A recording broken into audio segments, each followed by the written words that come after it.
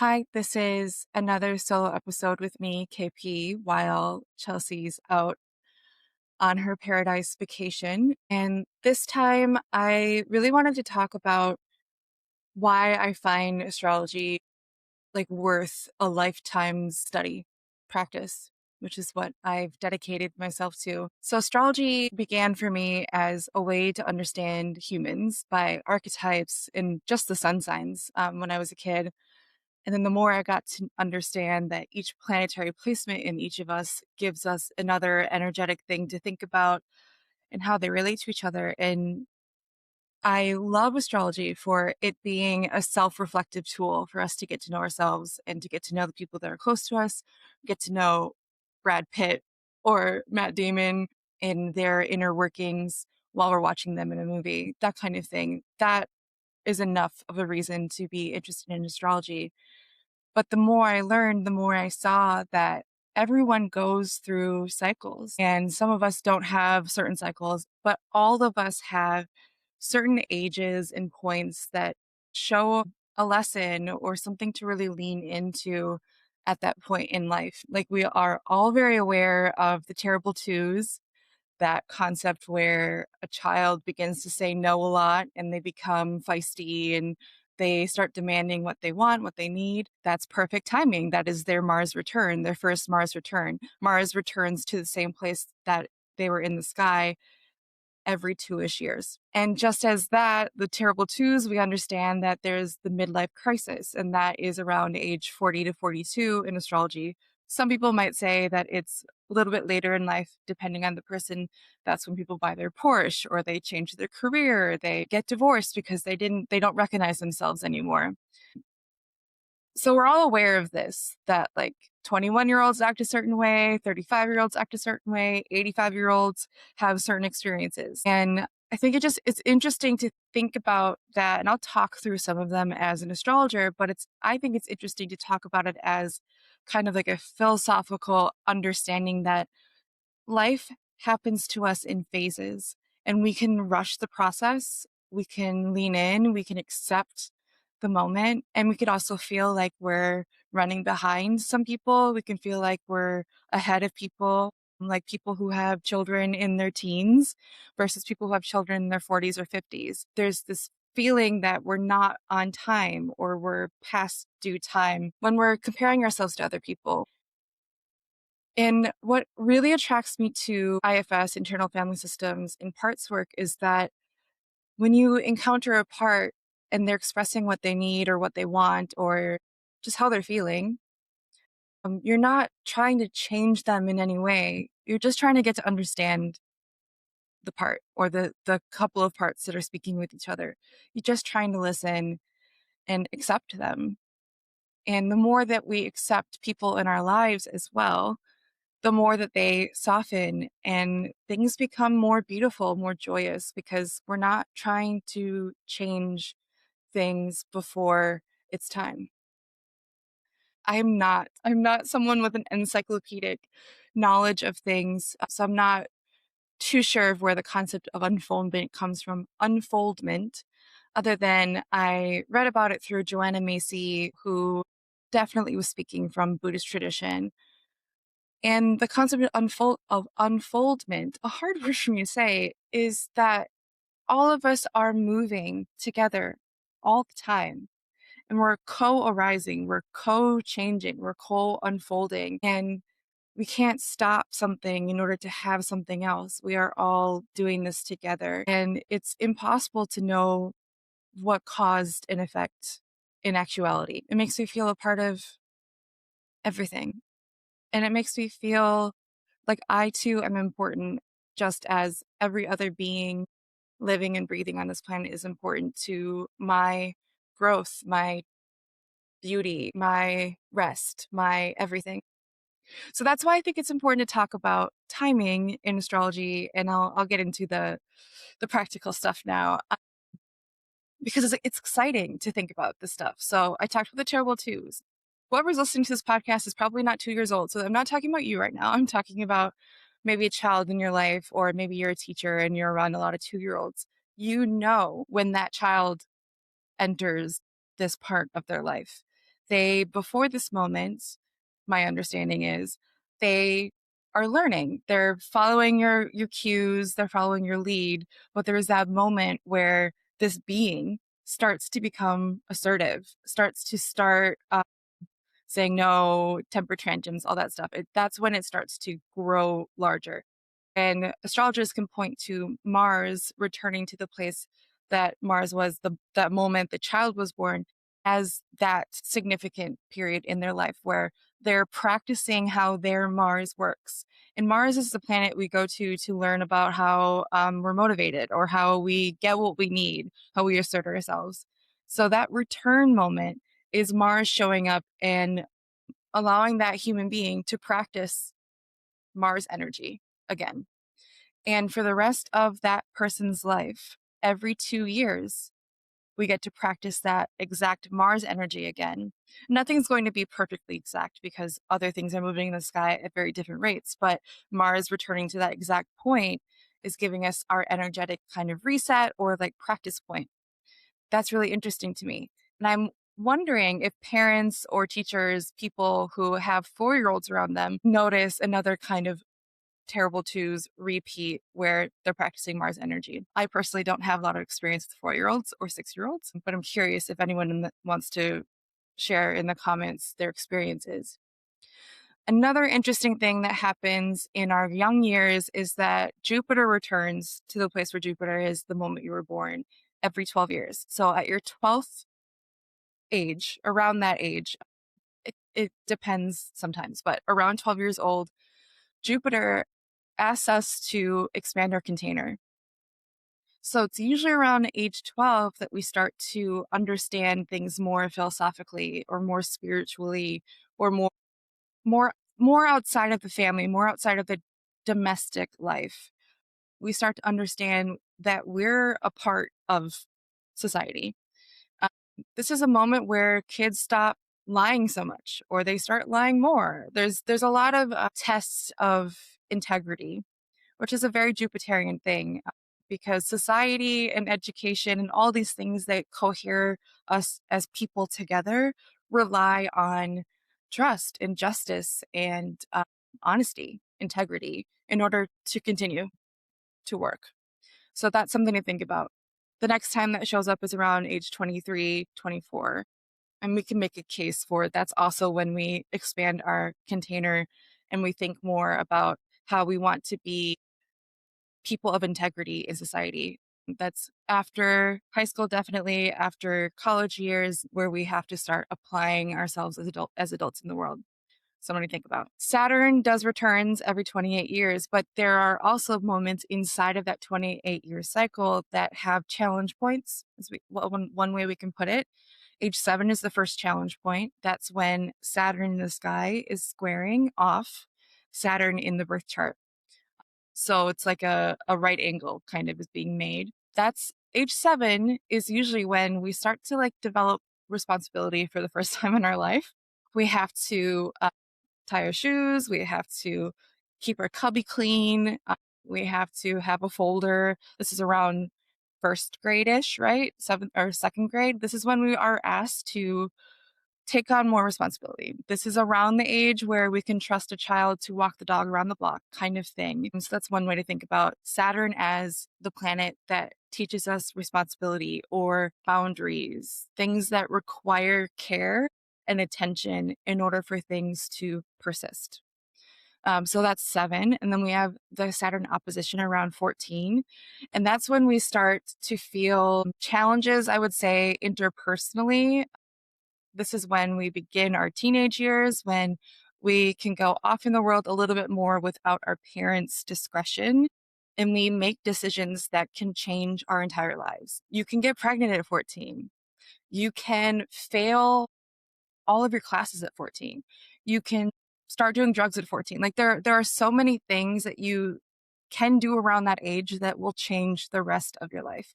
So it's a challenge point of knowing how to commit to a long and healthy life and make good decisions that will set you up for success, right? Okay, after that is around age 21. I think that's pretty obvious. Age 21 is pretty, I think, ubiquitously known as the age where you get drunk in public and you realize how stupid and terrible that is. Right? You are driving across the country. Like that, there's just more independence that requires more responsibility when you're 21. So 28 is when Saturn returns to the same place in the birth chart, 28-ish. And that is when we feel as humans, it's probably one of the most difficult transits because it's like an authentication checkpoint. And if you are not acting in integrity, you're not acting high responsibility, you're not doing what your soul and your heart and your mind want to be doing in this lifetime, you will be pushed with great pressure toward being authentic. I hope that makes sense. So if you're really off track, that's when you feel really, really high tension. And that tension hopefully moves you back onto a path where you can feel good about yourself, where you want to wake up in the morning and keep going forward because you feel like your life has importance in this world. Okay, moving on from Saturn energy. Around 1819 is when our nodes return to the same place that they were in the chart. So the nodes are always exactly opposite from each other in the sky. So if the north node is at 1 degree Pisces, the south node is at 1 degree Virgo. Those signs are opposite from each other. And they keep moving around the zodiac opposite from each other always. And it takes about 18 years-ish to make a complete cycle. Around 18 is very similar to what I said about age 21, is that 18 is when fate can really change things. 18 is when some of us join the army. 18 is when some of us get married. It's one of those moments where the choice you make then sets the next decade or so in motion. And then after that, the next nodal return is 36-ish. I think it's 36 and a half. 36 is another moment where a lot of people make big decisions. Like they buy a house, they start a company, they have children, or something like that. It's just one of those like faded portals. This is why, if you're in session with me, I mentioned that the North Node and South Node are very important in the birth chart, but they're not as important as Saturn until you're 36 or 42. So keep that in mind that, like, if you're under the age of 30, just focus on Saturn. That's enough to lean into. What's next? Okay, after age 36, we have this period of time that astrologers called midlife crisis, or some people have called it the Kundalini rising. And that's between age 40 and 43. I think there's a little bit of space on either side. I'm not too exact about that because Uranus and Neptune move at different rates. So certain people have their crisis point or this midlife point at 40. Some people have it at 43. I think I'm having it at 43. A lot of people born in 1989 will have a later midlife crisis. Okay. But this is the Uranus opposition. So that's Uranus is exactly opposite in the sky from where Uranus was when you were born, and the Neptune square. So Neptune moves very slow, where Uranus does a whole rotation, a whole cycle in about 86 years, I think, 80 something years. So around 40, 42, 43 is when Uranus really stretches our capacity for change and disruption and identity and thinking. And it's a transit that can look really chaotic on the outside. But on the inside, if you've done that soul work, you've done that heart work, you've been responsible, you've been good to Saturn, you've been good to Jupiter, the electricity that shoots through your body in this Uranus opposition is not going to look like going on a drug crawl in Las Vegas and buying something with money you don't have. What it looks like is you become alive with this incredible amount of purpose. And some people say it's a spiritual awakening. Some people say it's this soul level understanding that you are a miracle in this world. And there's this thing that happens in that 40-ish year moment where you really want to apply yourself and become a mentor. You want to become excellent at your craft. You really are motivated with that electricity to apply yourself and your humanity to further humanity. That's the best case scenario. A lot of people become teachers in this moment in whatever way that looks to you. Yoga teacher, school teacher, someone who teaches people in their workforce to do the things that they've done for a few years. I'm really excited for this transit for myself. I get really excited when I see people come to me who are experiencing their Uranus opposition. Another thing that might happen in this Uranus opposition energy is that you become liberated from situations you thought were permanent. You could apply that in so many ways, but I've seen caretakers become liberated from this identity of having to be someone else's sidekick or someone else's caregiver. I've seen people in their position at work like really just get sick of being the henchman, of just doing other people's gopher work. You know what I mean? So it's like it's a really exciting moment. And at the same point, sometimes in the same period of time, Neptune is squaring where Neptune was in your birth chart. This has a slightly different feeling, but it definitely lends to the midlife crisis point. Crisis as the word of like change point, in that Neptune energy is really difficult to track.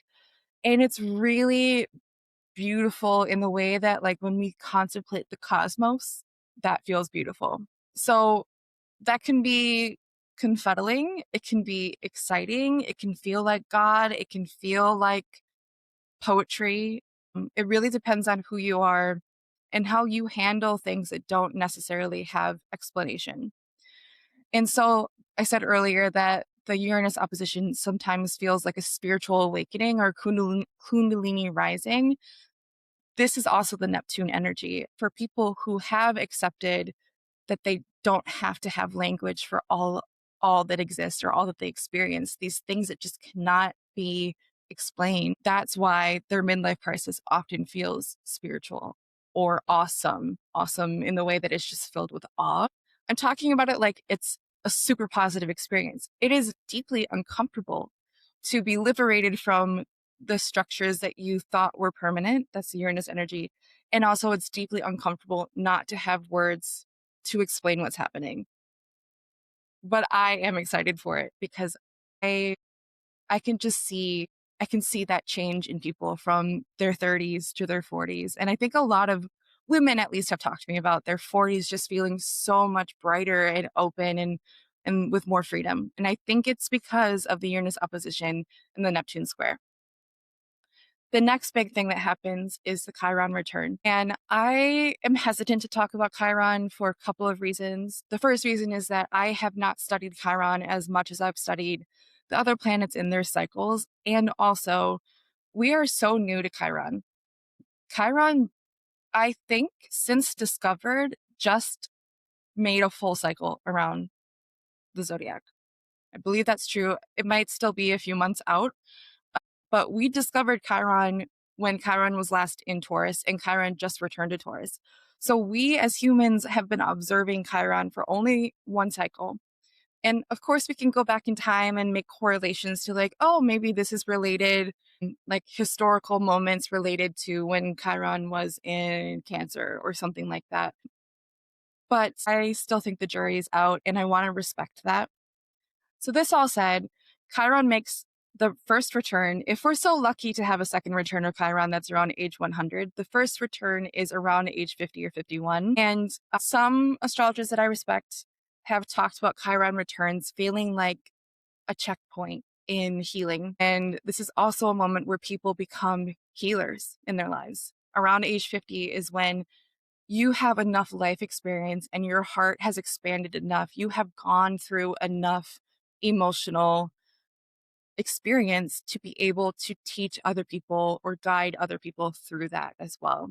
This is a really incredible moment for people to become therapists or to become pastors or to become people who help other people. And I would encourage people who are interested in becoming a pastor or a chaplain or a therapist or something like that uh, to, if they're not sure of it now, before age 30 or sorry, age 50, to wait until they're 50 and take that as their last career pivot or one of their last career pivots. It tests your mettle. it really shows you what you've experienced. It's a tender moment. That year-ish of time is a really tender moment. This is also the time in people's lives where they start to feel their bodies age, like really feel their bodies age. And that is a confrontation that is really difficult for some people to accept, to lean into. And I have a few more I wanted to bring up, but maybe I'll just stick to this last one, which is the Uranus square around age 63. So the Uranus opposition is a liberation point. The Uranus square is that kind of moment where if you didn't get liberated, if you still resisted that moment where the shackles were taken off of you and you stayed inside of your, I guess, self-chosen imprisonment, which is maybe too strong of language, but if you stayed, this is the moment where you get to leave. It's another moment where Uranus can push you and be like, okay, you can do this your own way. You can be liberated. And I want that for you if you want it for yourself. So it's around age 63. It's not as intense as the Uranus opposition, but it's pretty intense if you don't feel like you have been zapped with that understanding that you are a miracle and you must apply yourself to humanity. Yeah. Okay. I was going to do the ones that are like the second Saturn return and the another Uranus square or a Uranus return, sorry, around 886. But I really just want to say that in these moments, we can choose to resist them, we can choose to change them, or we can lean in and we can make them as into subjects. So I was thinking about like in middle school, or was it middle school? I think it was fifth grade. So last year of elementary school, I was so excited to be in sixth grade because there was a stock market exchange unit where we learned how to like use the stock market. We like they made us wear ties and stuff like that. And I was so excited to study that and learn about that because it's like such a weird thing that we do as humans. And it just seemed fun. The sixth graders made it seem fun.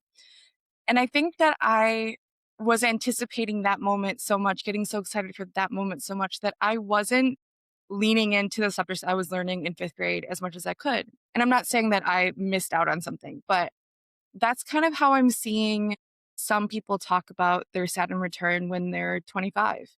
It's like your Saturn returns like 4 years out. Like when you're 25, it's time to be 25. When you're 12, it's time to be 12. When you're 45, it's time to be 45. And I'm not preaching against like, this need to be young forever thing that Americans are plagued with. What I'm preaching about is not rushing the process and also not staying too long in one moment when you've already experienced it.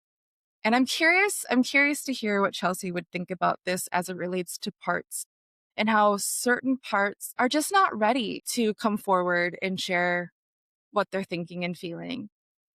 And some parts are really ready and they just need to be listened to. And so there are things in our psyches, in our journeys, in our desire maps that I think we just have to accept are on a timeline of their own. And it's exciting when you get to live in that moment. I feel like I'm preaching too much, and that's not what I wanted to do, but it's been on my mind as an astrologer, thinking about life cycle stuff, especially as I'm considering becoming a parent and considering how I want to teach that future child how to deal with anger, how to deal with desire, how to deal with curse words, that kind of stuff, which would be Mercury stuff. But and to walk them through what is natural to them and what is helpful for them and encourage them not to rush.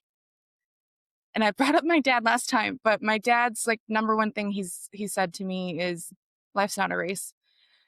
And I still act like everything is a race. And I just feel very proud of myself because something really switched this year. I'm 36, so maybe it's my nodal return. Yeah, something really switched on for me, and I'm really relishing a moment, and I'm not trying to get 300 things done in a day. I'm not trying to set myself up in every way that I can for my future to be good, but I'm really like enjoying the moment. I'm just really grateful to be alive and in my mid 30s and to have survived and to be able to get to experience the rest of life in those seasons, in those ways, in the ways that I don't get to know ahead of time how they show up. And I hope that for you. I hope that for everyone who's listening that you know what season you're in and how good it can feel, even if it's a hard season, to really lean in. An example I can share is that last year I was in a 12th house year, and that's a whole other concept that I didn't touch on, but it's one of those years that everyone goes through that is filled with loss in whatever way you want to use that word. There's just this element of you don't get to design how things go. Things just happen and you get to be floating along the way. It was really difficult for me as someone who's a designer in every meaning of the word. Anyway, I could have leaned in. I could have read a bunch of novels. I could have rested, but I was working against the current the whole time. And inside of that transit, I also had a really personal transit to my sun, Mars, and my Mercury, where Neptune and Saturn were opposing them. And I knew it was going to be difficult. I didn't know how it would show up, but it really showed up as like extreme fatigue and mobility issues. And it was really, really difficult to be productive in any way. It was one of the most physically difficult years of my life so far. And that is a good example for me because I knew it was coming and I leaned in and I uh, I really leaned into yin yoga. I stopped lifting weights, I stopped running, I stopped doing really hard things on my body that felt good before, and I just stuck to the things that felt really low lift physically. And also, I stopped making plans to drive to visit friends because I knew that I would not have the energy to drive back. And it was difficult to do that. But it felt really, it felt loving to myself to understand my energy level and not push myself beyond it, which is something that I definitely did in my 20s so much and my 30s. Anyway, I think that's all I wanted to say. And again, thank you for listening to this solo episode. I love, I love recording with Chelsea, and I'm excited to get back to that. And I appreciate you listening. And like I said last time, I am here to make friends. If you have any thoughts you want to share, or you are going through one of those time periods in the life cycle I mentioned, reach out. Let me know. Let me know what you're experiencing, what you're noticing, and if it's matching up with what I shared. And if it's not, especially with the Chiron stuff, I would love to hear if you're 50-51, what that Chiron return is feeling like for you. Okay, that's everything. I should say stuff. Chelsea is releasing her Oracle deck sometime this year. I'm going to put in the show notes a link for you to sign up for the like information email for when that's ready to be announced. It is okay. She's not here, so I can be a little gushy. It is honestly, I'm a Oracle deck, tarot deck fiend. It's honestly one of the most profound Oracle decks I've ever used, and I have one of the only copies. Very special, and it's the imagery itself that has really profoundly moved me. But it's also her writing. Her writing just feels brilliant, and it's really helped me make sense of a lot of things. Some of the stuff I've mentioned in this episode. So check that link out. Another thing is I am still meeting with potential book doula clients. I take 3 retainer clients at a time. I am astounded by the people I've met with so far, and I'm hoping they become retainer clients because I would love to work on their projects, but I still have openings. So reach out to me if you have a project, beginning, middle, or end, wherever you are, and you could use that really good support, which is the only support I know how to get a book finished, which is body doubling with someone else and having someone else that is so intimately aware of your project and can bounce off of and give you ideas, but mostly just like be as intimate with your project as you are, so you're not doing it all alone. I often work with people who are experts in their field or who have gone through a series of experiences that make them an expert in some way, I think is a good way to put that. So I've worked with people who have written memoirs, but the memoirs I've helped be written are more educational or like socially minded. They're still memoirs and they're beautiful, but they're interesting in that they have like a message in them. I've worked with people who are therapists, coaches, artists who are writing their practices or their approach to their practice through books. And I write with novelists and poets all the time, but I love working with people who are like bending genres, like poets writing novels or, people who usually write memoir writing poetry, that kind of stuff. So that's my jam. I am not the person you come to write about. I don't know what's a good example. Archaeology. Although I'm very excited about archaeology. I'm just like, it's not my field of study. Though I do teach research and writing in the college sphere. So I can help you with research, but I'm not an archaeologist. I'm more in the like social studies, social thinking, psychology, spirituality kind of realm, and poetry. Okay, that's everything. And I am also an astrologer, of course. So if you want a one-on-one session, I just think I finally made a list of sessions that I'm going to keep forever, probably. If you know me long enough, I've taken some things away, I've added some things, including the artist audit, astro archetypes, couples reading, caregivers reading. So they're all back. Those are back. Yeah. Okay, that's everything. Thank you for listening, and I hope you have a good day.